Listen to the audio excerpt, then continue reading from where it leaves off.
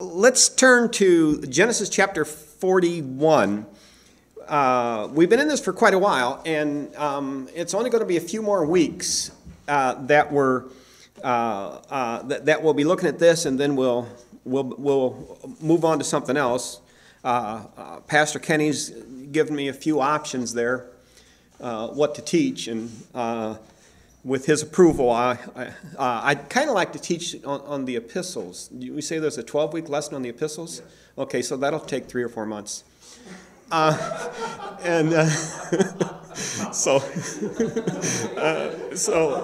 if that would be fine with you, if you could get me the stuff on that, great.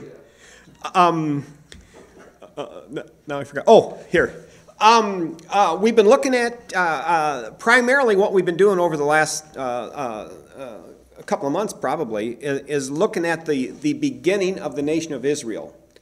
And we're going to see this and how small it started out and how God chose out a person, Abraham, and said, I'm going to work through this group.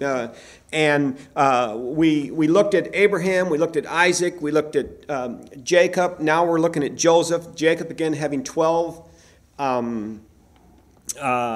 sons, which are the 12 patriarchs, the 12 tribes of Israel. And if you think about it, we've got a book here, and I was thinking about that just the other day. Genesis, Exodus, Leviticus, Numbers, Deuteronomy, Joshua, Judges, Ruth, 1 Samuel, 2 Samuel, 1 Kings, 2 Kings, 1 Chronicles, 2 Chronicles, Ezra, Nehemiah, Esther, Job, Psalm, Proverbs, Ecclesiastes, Song of Solomon, Isaiah, Jeremiah, Lamentation, Ezekiel, Daniel, Hosea, Joel, Amos, Obadiah, Jonah, Micah, and Nahum. Did I forget any? Zechariah, did I get Zechariah and all those other ones in there? All those books deal with the nation of Israel. And in the New Testament, Matthew, Mark, Luke, John, the only thing that deals in a sense doctrinally with church is the last couple of chapters in each one of the Gospels, Matthew, Mark, Luke, John. You go to the book of Acts, we've got Israel from Acts 1 to Acts 7 is dealing with Israel. If you want a quick history and a extremely pivotal chapter in the Word of God, Acts chapter 7, where Stephen lays out the history of Israel and gives Israel, in a corporate sense, another opportunity to receive Jesus Christ as their Messiah. Remember when Jesus Christ was hanging on the cross and the Lord Jesus Christ said, "Forgive them, for they know not what they do"? God forgave them. How do we know that? Because he gave them another chance, Acts chapter 1 through Acts chapter 7. He was dealing primarily with Israel. What happens in Acts chapter 7? Stephen gets stoned. We get introduced to a man by the name of Saul of Tarshish. In Acts chapter 8, Acts chapter 9, Saul gets saved. He becomes Paul, who becomes probably the greatest Christian that ever lived. Paul was designated by God to be the apostle to the Gentiles. Peter was the apostle to the Jews. And if you look at your Bible, you'll see how the apostles, the original 12, they kind of stayed in the Jerusalem area because they were dealing with the Jews. Paul and Barnabas went out to the Gentiles. And what's interesting about that is then primarily the New Testament deals with the Gentiles. In that sense, it deals with the bride of Christ. And I was thinking the other day, Abraham took a Gentile bride. Isaac took a Gentile bride. Jacob took a Gentile bride. Joseph, we'll see. In fact, I'm staring right at it right here. Joseph took a Gentile bride. Jesus, the Messiah of Israel, is going to take a Gentile bride, which is us, basically from Calvary to the rapture. At that point, we're going to see that the tribulation starts, the time of Jacob's troubles, the 144,000 Jews, Moses and Elijah. You see the two witnesses, most likely the two who are going to stand on the right and the left-hand side of Jesus, who John and James wanted to get that position, but Jesus said, no, that's for somebody else. We see him going back to deal with Israel. He sets up the tribulation, deals with Israel. They go back to their sacrifices. The desolation, the abomination of desolation is in there in the temple. They see that in Judea. They jump off the roofs and they head for the hills. And that's when the heavy stuff comes in, when they see that the Antichrist is false and he wasn't for the Jews, he wasn't for the Jewish nation. They take off and hide, and that's called, that last 3.5 years is called the time of Jacob's trouble. God is dealing strongly there to get those people to turn and receive their Messiah. They go off into eternity. The millennium is when God fulfills all the promises to Israel. He sets up the kingdom. He rules and reigns from the city of David. That's why, as you follow that throughout the history of the book, that's why it's important for us to get a solid understanding of the beginning, and that's through Abraham. And primarily here we're going to see Joseph. It's a very small group now. We're going to see as we get into the next couple chapters that this small tribe of people, this small group of people, when they come into Egypt, are only like 70 strong or so. And that's a small group of people to become a nation so powerful throughout the Bible and into eternity. So, or into the millennium. So this is why it's important for us to do this. Now let's pick this thing up in Genesis chapter 41. We saw here how Pharaoh had the dreams and Joseph interpreted the dreams, and then once he interpreted the dreams, Pharaoh liked what he heard, and Joseph said, "Okay, here's the dreams: 7 years of plenty, 7 years of famine." And he didn't leave it at that. Joseph didn't leave it at that. Joseph said, okay, you're going to have that 7 years of a horrible famine, horrible. And he says, here's how you deal with it. And he said, of that 7 years of good, you take a fifth part of all the grain and everything that they have each year, stockpile that stuff away so that when it comes to the 7 years of famine, you will have enough food to supply everybody. And we're going to see not only did they have enough food to supply everybody, because of Joseph's wisdom here, they kept that food. Joseph was able to, in that last 7-year period, buy all the land of Egypt for Pharaoh, and to get all the horses, all the animals, all the sheep for Pharaoh, and finally get the people to go into servitude to Pharaoh over that last 7-year period. That was, a lot of wisdom there we see in Joseph, and this is why he rose to such prominence. But we're going to see, just like anything else in history, people forget. And what's going to happen here in the future is Joseph was a great man in Egypt, and his family became great, but then there rose up a king that knew not Joseph. As time goes on and generations go on, somebody rises up, and they don't remember the past. They're not concerned about the past. They don't care who took care of them in the past. They don't care how they got where they got in the past, and they're going to go by their rules. And that's when the nation of Israel is forced into servitude for like 400 years. And then Moses rises up, and God deals again through the nation, gets into the kings and everything else, and then ultimately everything falls apart again, and there's a 400-year period between Malachi and Matthew that is kind of a blank there where everything falls apart, and then we pick up the New Testament with the Jews under servitude to Rome, and that's why they're expecting their Messiah. That's why they rejected their Messiah. Here are the Jews under servitude to Rome, and what they're waiting for 2,000 years or several thousand years is for their kingdom that God promised them. They're looking for their kingdom where they're going to rule and reign. And when Jesus came, he didn't come as a conquering king. He came as a suffering Savior. That's why the Jews they said, wait a minute, what do you mean? We're here. You say you're the Messiah. Get rid of Rome for us. Set us up and let us rule. Give us the kingdom. Jesus didn't do it that way. They didn't look carefully when it gets into the Old Testament. They were looking at prophecy and things. They didn't pay too much attention to the part about the suffering Savior. They were only concerned about the conquering king. And when Jesus presented himself as their Messiah, and he wasn't the conquering king that they were looking for, they rejected him. That's when we see that at that point he turned to the Gentiles. And what's the Bible say he turned to the Gentiles for? To provoke Israel to jealousy.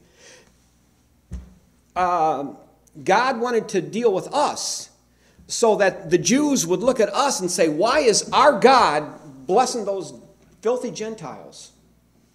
It was there to provoke them to jealousy. Wait a minute, that's our God. That's my God. How dare you? It didn't happen. They were too blind to take the hint. That's why God has to deal with them in the tribulation.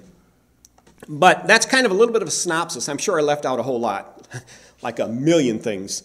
But this is why it's so important for us to get this. Now, here we have Joseph again sold into the caravans as they went into Egypt. He was sold to Potiphar's house. Potiphar's wife, accused him of rape, thrown him in prison. He interpreted a couple of dreams. The butler, I get those two mixed up. The butler was sent back to Pharaoh and was his cupbearer. And Pharaoh dreamed a dream, and nobody could interpret it. And he said, "Hey, there's a guy in prison, this Hebrew in prison. He can interpret dreams." So here, this is where we pick this thing up. Look at, let's look at verse 46 and 41. Genesis 41, verse 46. And Joseph was 30 years old when he stood before Pharaoh, king of Egypt. And Joseph went out from the presence of Pharaoh and went throughout all the land of Egypt. So here's Joseph. At this point, Joseph is 30 years old. He's been in the land since he was 17. So how long is that? 17? Is that 13 years? How many years? 30 minus 17, whatever that is. Is that 13? I'm mathematically challenged. 13 years. So at this point, Joseph was in Egypt for 13 years. Could be 10 years of those could have been in prison. If it took a few years for him to rise to prominence in Potiphar's house, and then that incident take place, then he gets thrown in prison. He could be in prison for 10 years. Can you imagine that? Here's a guy, all he wanted to do was right. Just do right and be sincere and do the best he can. And his reward is 10 years in a lousy prison. Talk about testing of faith. Talk about, what's this guy made of? When we go through things, remember this, when we go through things, God is testing us. He's preparing us. I lifted weights when I was younger. The reason you lift weights is because of the resistance there that it gives. And that resistance, the trouble, the difficulty of lifting is what builds strength, what builds muscle. God, in the same way, He puts us through things to build us, to make us spiritually, morally strong, makes us capable of doing what we have to do. That's like when you see a movie on the military. I love movies on the military. You see that, and you got all these young recruits, and they're just about to go into battle, and who are they looking to? They're looking to that crusty old sergeant, that guy who's been through the battle time and time and time again, and they're looking to him for hope. They're looking to him for confidence. They're looking to him to show them what they're to do. And in a sense, we as Christians, when God puts us through the grinder, it's so that when the young Christians, or not even necessarily young, the weak Christians, whether they're young or old, when they're starting to go through the grinder, when they're starting to have problems, they're going to look to the crusty old sergeants. That would be us. The crusty old sergeants for hope, for confidence, for a surety, so that someone can say, hey, it's rough, it's dark, it's terrible right now, but hold on. And that's our job. Our job is to tell those going through the trials and tribulations, hold on, you get past that. One of the things I see a lot, like I will see a car go by, and it may have World War II veteran, it may have Vietnam veteran, and I look at a car, I see a Cadillac, a brand new Cadillac going by, and on the plates I see Vietnam veteran. And you know what I think with that? I'm thinking, I wonder if that man, when he was going through that jungle, worried about that sniper somewhere out there, ready to blow his head off, and he wouldn't even know it, he'd be dead so quick. When he was doing that, when he was in fear, when he was filthy, when he was going through that jungle, did he ever think that one day things would change so much to where he'd be driving down the street in a brand new Cadillac? We've got to tell the people, spiritually in a sense, no matter how rough it is, one day we're going to be driving down the street spiritually in that Cadillac. We're going to be walking on the streets of gold. We're going to not have a care in the world. We're not going to have a problem. And Joseph here is put in a position where for, say, 10 years, and I'm just picking that, just 10 years, it could be 8 years, it could be 7 years, it doesn't matter. It could be a month. Who wants to be in a prison like that for a month?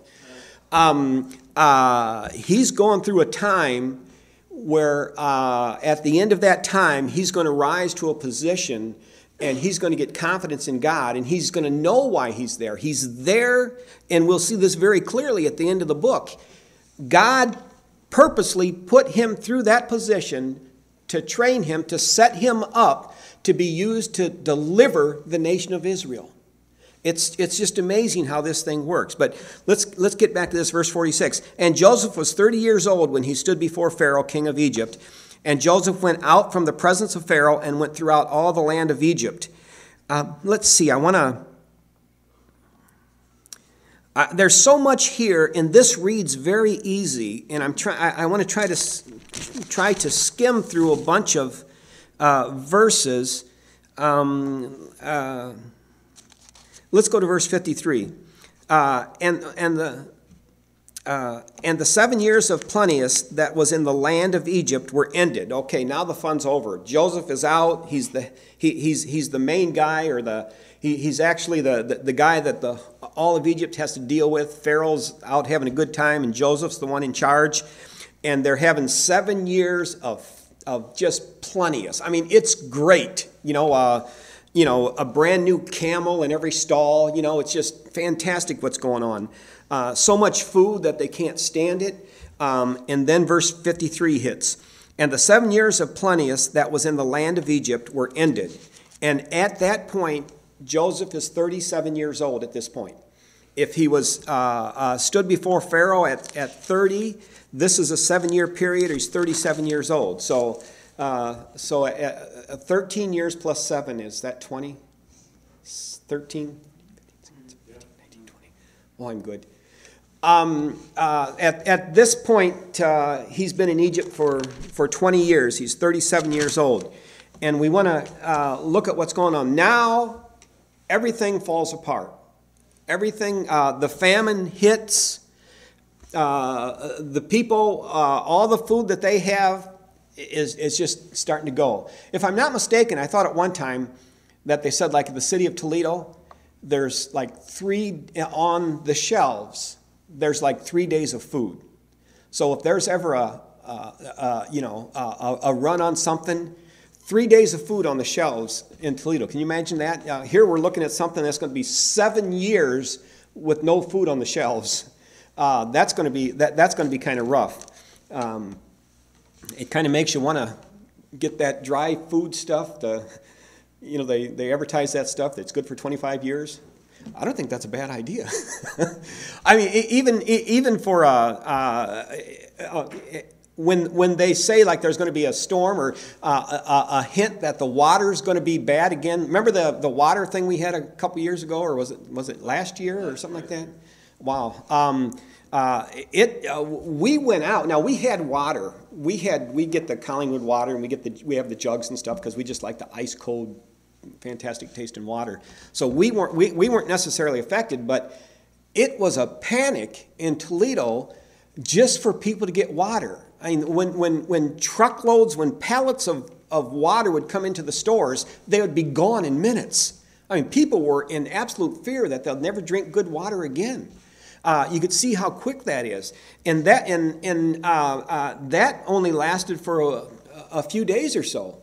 And so we can see what panic is involved. And what's happening here is, everybody, the whole land, the whole world, there's a famine, a big famine, and everybody's eating up the food that they have. And they're just about out of the food that they have. And this is where we pick this up with Jacob here, because, what we're looking at is how does Jacob, how does Joseph's family get from Canaan, get from the land that they're in to Egypt? What means is that? How did God work that out? Well, he worked that out through the famine and worked that out through Joseph going ahead. And so let's pick this up. Genesis chapter 42. Let me look at my time. Genesis chapter 42, I'm going to read verses 1 through 9, and we're going to see the beginning of how the nation of Israel got into Egypt. Verse 42. Now when Jacob saw that there was corn in Egypt, Jacob said unto his sons, why do ye look one upon another? In other words, hey, you guys are all staring at each other saying, what do we do? What do we do? What do we do? There's corn in Egypt. We've got to get to Egypt and get the food. That's what Jacob's telling his kids. Verse 2, and he said, behold, I have heard that there is corn in Egypt. Get ye down thither and buy for us that from thence, that we may live and not die. And Joseph's 10 brethren went down to buy corn in Egypt. Now notice, let's go with verse 4. I was going to say, notice there's one missing. Verse 4, but Benjamin, Joseph's brother Jacob, sent not with his brethren, for he said, lest peradventure mischief befall him. Benjamin was the baby. Benjamin was Joseph's brother by the same mother, and Jacob was still very partial to Rachel, who had Joseph and Benjamin, and Joseph is gone. As far as Jacob knows, Joseph died 20 years ago. An animal chewed him to pieces 20 years ago. He had proof. The coat of many colors with a new color, red all over it from blood. And so as far as Joseph was concerned, or as far as Jacob was concerned, Joseph was dead. His favorite son was dead. His second favorite son, Benjamin, there's no way that he's going to let Benjamin go off into Egypt with the other brothers and let something happen to him. So he held Benjamin back. And we're going to see the ensuing drama with that as we go. Verse 4, but Benjamin, Joseph's brother, Jacob, sent not with his brethren, for he said, lest peradventure mischief befall him. And the sons of Israel came to buy corn among those that came, for the famine was in the land of Canaan. And Joseph, here we go, and Joseph was the governor over the land, and he it was that sowed to all the people of the land. And Joseph's brethren came and bowed themselves before him with their faces to the earth. So here they've got to go to Egypt to buy corn. And they've got to go to the governor of the land, the one in charge of the whole land. And here are these 10 brothers here, and they're going, and they stand before the one in charge, the one who basically holds their life in his hands, because he's the one that will give them food or not. And they come to him and they bow their faces to the earth before him. Now, what should trigger in our minds when we see that? Genesis chapter 37. Remember the reason Joseph's brothers hated him? One of the big reasons was because of the dreams that he had.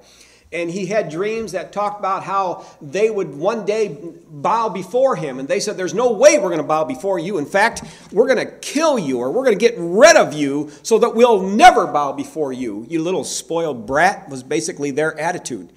And here, 20-some years later, unbeknownst to them, the person that they're bowing down to is Joseph. And that's dream fulfilled. And they still don't know it, because, as I mentioned, if you can imagine the Hebrews here, they look like Duck Dynasty, okay? Just hair all over the place, and probably not necessarily the cleanest people in the world. They're sheep herders. They're, they come and they're standing before a man that is clean shaven, dressed in the best garments you can dress in. And he's standing there, and he's not speaking directly to them. He's speaking to and they can't look at him. They dare not make eye contact. They bow their faces to him, and he's speaking to these 10 guys through an interpreter. He's speaking whatever Egyptians speak, and that one's speaking Hebrew to those 10 boys. And so here's this ruler, completely shaven, probably bald, just as clean shaven as can be, unbelievably fine garments on, and there's an interpreter there. They have their faces, they're bowed before him, and they're talking to the interpreter, and he's staring right at them. They have no idea that that's their brother. Why would they even think that that was their brother? Their brother was sold into slavery. Their brother was probably dead through some salt mines or whatever they have back then, you know. And so they have no concept at all that the man in charge of all Egypt is their brother that they sold into slavery. So verse 6 again, and Joseph was the governor over the land, and he it was that sold to all the people of the land. And Joseph's brethren came and bowed down themselves before him with their faces to the earth. Verse 7, and Joseph saw his brethren, and he knew them, but made himself strange unto them, and spake roughly unto them. And he said unto them, whence come ye? And they said, from the land Canaan to buy food. And Joseph knew his brethren, but they knew him not. Joseph recognized these were his brothers. He definitely made himself strange to them. He was not about to tell them who he was at this point. So I'm sure he backed off, and he definitely let the interpreter speak to them. And he spoke roughly to them. I mean, he was testing them. Maybe he was a little bit ticked at first. I might have been if my brothers sold me into slavery and I spent 10 years in prison. I might have been a little bit upset with them. And then what happens here is a series of events, and it reads real plain and simple. It's very easy to read. I don't want to go through everything for sake of time, but Joseph basically kind of challenges them. He says, what are you here for? They said, well, we're here to buy corn. No, you're not. You're spies. You're here to spy out the land, to see what you can get, to see what you can take over, to see what you can conquer. And he put fear into them as he spoke these things because he had the authority to kill them. And if he thought that they were truly spies and they were truly coming into this land to overtake it, to scout it out and to overtake it, find the weak points, find out where they need to go to get whatever they need to get to conquer this land, if they were spies, they were dead men. And so he put them in absolute fear. There might have been a little bit of joy in that from him to see those boys quake and quiver. He's probably in the back of his mind, you guys hated me. You guys hated me. You threw me into a pit. You wanted to kill me. You sold me into slavery. So I'm sure a lot of that was going on in his mind as he was dealing here. So look at verse 9. And Joseph, 42, we might as well look at it. And Joseph remembered the dreams which he dreamed of them, and said unto them, ye are spies, to seek the nakedness of the land ye are come. You're not coming here to buy food. You're coming here to conquer this place. And so it went back and forth. No, we're not spies. We're not spies. We're not. And so Joseph Joseph challenged them. Look at verse 13. And they said, thy servants are 12 brethren. So there's 10 boys standing there, or bowing there. And they're coming up with a defense. We're not spies. We're here for food. Really, we really are. We're here for food. And and they get as honest as they possibly can. Verse 13. And they said, thy servants are 12 brethren, the sons of one man in the land of Canaan. That would be Jacob, Israel. We're the 12 brothers. Isn't there 7 sons of Katie Elder or something like that? Wasn't there a song, 7 Sons of Katie Elder? Or was that? Oh, yeah, it was. I got to stop thinking. Verse 13. And they said, thy servants are 12 brethren. They're trying to be as honest as possible. There's 10 right there, but they're telling the truth. They're laying it out, 52 cards face up. And they said, thy servants are 12 brethren. I suppose you probably shouldn't use that analogy in a Baptist church, huh? They were Uno cards. Okay. Verse 13. And they said, thy servants are 12 brethren. Could have been. We weren't there. Verse 13. And they said, thy servants are 12 brethren, the sons of one man in the land of Canaan. And behold, the youngest is this day with our father, and one is not. So they're being as honest as can be. We're 12 brothers. One of them is back with our father, and another one is not. In other words, another one, in their mind, they're trying to pretend, and another one is dead, is what they're saying. We're 12 brothers. One's back with our dad, and another one's dead. Another one's gone. And they didn't say dead. They said is not, which, there's, they imply, he infers, that type of thing. Verse 14. And Joseph said unto them, that is it that I spake unto you. Yes, ye are spies. He wasn't giving them an inch. They were being as absolutely honest as can be, and he was putting the fear of God in them, basically. He wanted to see where they stood. And he wanted to see if they were going to sell out everybody and everything around them like they sold him out. He was checking their character. God checks our character at times. Verse 14, and Joseph said unto them, that is it that I spake unto you, saying, ye are spies. Hereby ye shall be proved.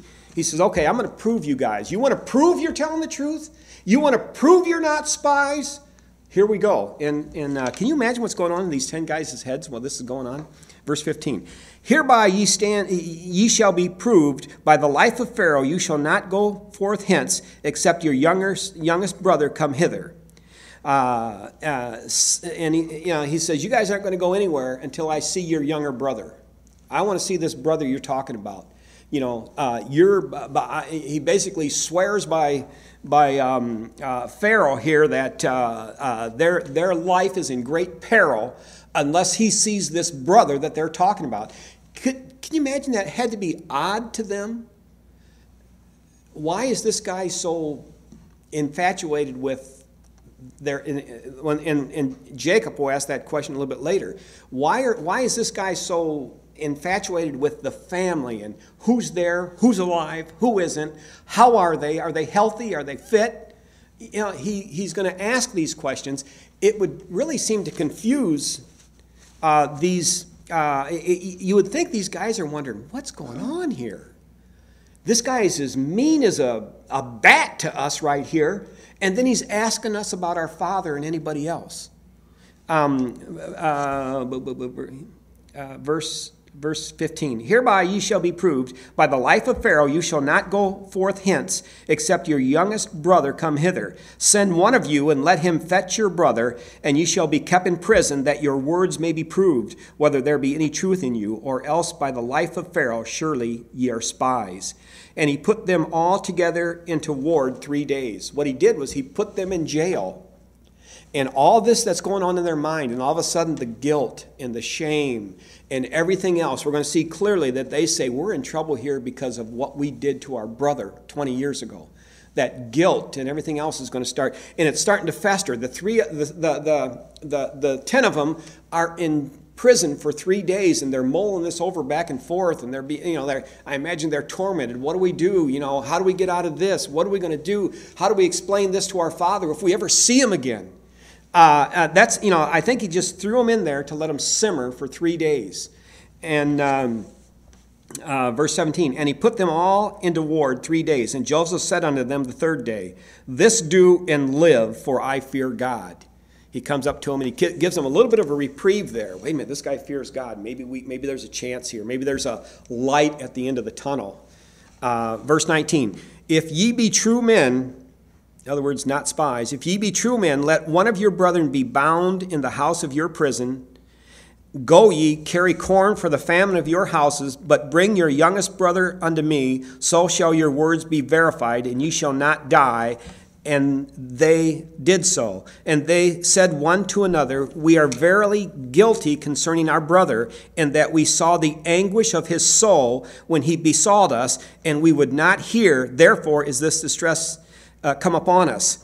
And Reuben answered them, saying, spake I not unto you, saying, do not sin against the child? And ye would not hear. Therefore, behold, all this blood, also his blood is required. And they knew not that Joseph understood them, for he spake unto them by an interpreter. In other words, they're standing there, and they're going back and forth with each other, saying, look, this is because of Joseph. This is because of what we did, this guilt, the blood that was shed. Now we're going to die because of what we did. And they're going back and forth talking to each other. And Joseph is standing there. They think that he's an Egyptian. Because he spoke to an interpreter, they had no concept that what they were saying, he was listening to. He heard everything. He understood everything. I bet a lot of blank spots in his mind got filled in there as he heard his brothers talk there and confess to everything that they did. Verse 23, and they knew not that Joseph understood them, for he spake unto them by an interpreter. Look what happened with Joseph here. Look at his heart. Look at his heart. Verse 24. And he turned himself about from them and wept and returned to them again and communed with them and took from them Simon and brought him before their eye and bound him before their eyes. So he listened to them argue. He listened to them confess. He listened to them in anguish. And he's listened to everything, kind of like God. God knows everything. We can't fool God. We can't hide anything from God. God knows it all. We think he doesn't understand. We think he doesn't hear. Clear as can be, just like with Joseph. When his brothers were confessing and arguing back and forth and saying, why'd you do this? Why'd we do this? You know, how did we let this happen? How could we have been so stupid? We're paying for this now. All that stuff. Joseph is there listening to it, just like when we get into trouble and we try to talk ourselves out of it. Don't talk yourself out of it. Fall flat on your face and confess it and ask God for his mercy. We just a few more minutes. And look at verse 24. And he turned himself about from them and wept and returned unto them and communed with them and took from them Simeon. Did I say Simon before? Simeon. And bound him before their eyes. Then Joseph commanded to, look at here, this has got to be confusing what happens next. Because he's threatening, he's calling them spies. He's threatening to kill them. He's taken one of them and bounding them into prison and saying, you're not going to see this one again. You're not going to see your brother again unless you come back with your youngest brother. Otherwise, you can kiss this one goodbye, is what he's telling them. And so now he's going to find out how loyal they are to that brother. Are you going to desert this brother like you deserted me? Here's a second chance to prove that you're worthy. Isn't it great that God gives us second chances and third chances and fourth chances and fifth chances? God is in the restoration business. Right. And just as, and we see that throughout Scripture, God is in the restoration business. And then what happens here is he takes the one, he bounds him before them and says, look, here's your brother. He is tied up like Houdini here. And he's going to stay this way until I see you guys again with your brother. And if you don't bring your little brother back, forget it. It's over for this guy. And you will never have a piece of corn from Egypt. And so they were in a quandary. They took, they went back. But the odd thing should be to them is that as mean as he was and as threatening as he was, and the fact that he took one of the brothers and held him hostage, he still gave them all the food that they could take. And look at verse 25. Then Joseph commanded to fill their sacks with corn and to restore every man's money into a sack. They brought money to buy it. And Joseph said, fill these guys, unbeknownst to them, Joseph said, fill their sacks with corn and put the money that they brought here back in the box, or in the bag. And he, look at... Well, let me read the verses. That talks better than I can. Then Joseph, verse 25, then Joseph commanded to fill their sacks with corn and to restore every man's money into a sack and to give them provision for the way. And thus did he unto them. Quite a bit for a man that mean. He did quite a bit for them. They had to drive away or ride away, really being confused. Verse 26, and they laden their asses with the corn and departed thence. And then we'll have to close right there, but we're going to see that, they get back to their dad, Jacob. They get back to Israel. They get back to their dad, and they've got all this food that they brought back. Now, they are missing Simeon, and when they go to open the food up, or they go to open the bags up to pour out the grain and stuff, they find their money in there, and it scares them to death. And you'll see that they even say, even Jacob says, what is God doing to us? Why is this befallen us?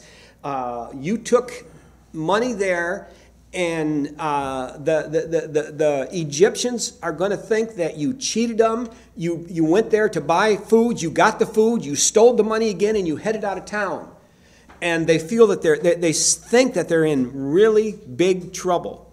But they're going to find out a little bit later that, things change and it's going to get better. We're going to have to close out right here.